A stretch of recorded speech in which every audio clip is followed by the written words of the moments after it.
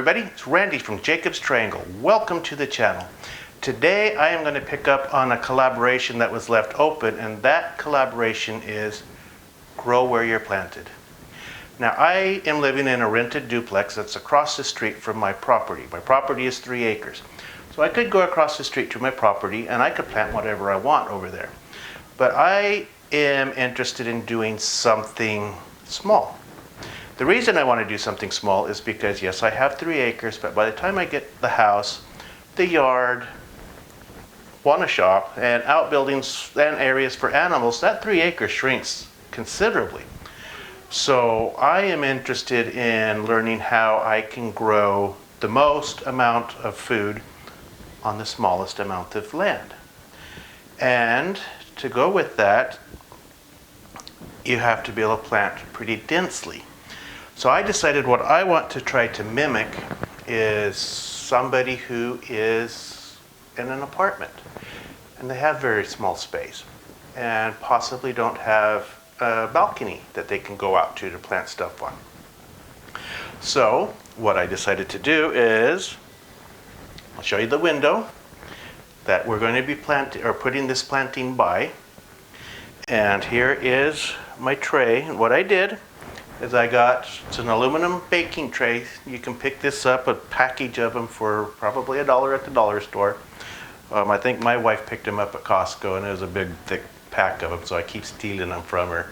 She's going to catch on and get upset with me eventually. So anyways, I have my aluminum pan. I filled it with dirt. No, it's not brownies, it is dirt. And I have my radish seeds that I'm planting in here. So let's go ahead and put some more of the radish seeds in there. I already put some in there before.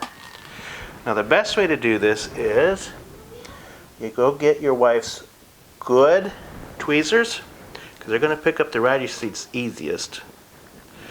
And you put them in here. And what I did is I marked out a grid in the dirt that is about 1.5 inches by 1.5 inches square, so that we have a good spacing on the radishes. I'm not worried about getting super big radishes in this, because I kind of doubt that I will because of it being a confined area like this. But I will get radishes, I'm sure of it. Okay, there. I've already done the first part before. Now that that's there, you push the radish seeds in and cover them up. It's supposed to be 1/4 inch deep, but this is something that I think is going to be an interesting experiment. And to add to the interest of this, I also think that this could be, in light of what we're going through right now with the beer flu, and people being ordered by the government to shelter in place or to minimize contact with others. And actually, San Francisco, I just heard, is on lockdown. They are ordered to shelter in place, which means they're not supposed to be outside. And I've actually heard that there are other places around the U.S. that are doing the same. So with something like that going on, I think it would be interesting to see how much food you could grow quickly inside to keep your family fed. I think I'll probably spin a series off of this that will work on that. Radishes are something that grow pretty quickly. This particular variety has a germination of 4 to 7 days, and days to harvest is 20 to 27 days. So that means within a month of planting these, we can be eating them. I know that sounds like a long time if you're without food. This, I think, would be something that you would use to continue once your existing stores runs out, to keep you going. And my idea also would be that you would have multiple trays so that you would keep rotating. You know, you wouldn't harvest that out and then have to wait another month. You would have this tray, and then a few days later you'd start another tray, so on and so forth. And I think you would also plant other vegetables that would be quick producers. Also lettuces that you can cut off and they will regrow. So that's going to be my experiment that I'm going to work on. For now, we're starting the radishes under the window, and we'll see how they do. So,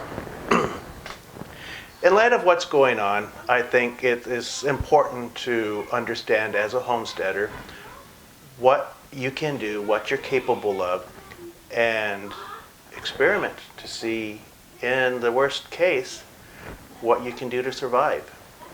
That is what homesteading is about. It's taking care of yourself and surviving. Not necessarily prepping. Prepping is a little bit beyond what homesteading is. Homesteading is taking care of yourself. Prepping is preparing for the end of the world, which I don't think most of us is doing. So, there's what I'm doing. I hope you enjoyed it. I want to shout out a channel. I had said before that I'm going to try to shout out a channel on every video I do. This video I'm going to shout out Stealing Hearts Homestead. I really would like it if you guys would go check out this channel.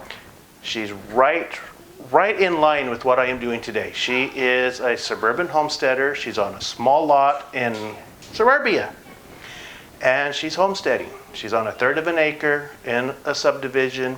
She has chickens, she has pigs. She's in a subdivision that allows pigs, which I really find is fascinating. And she has meat rabbits.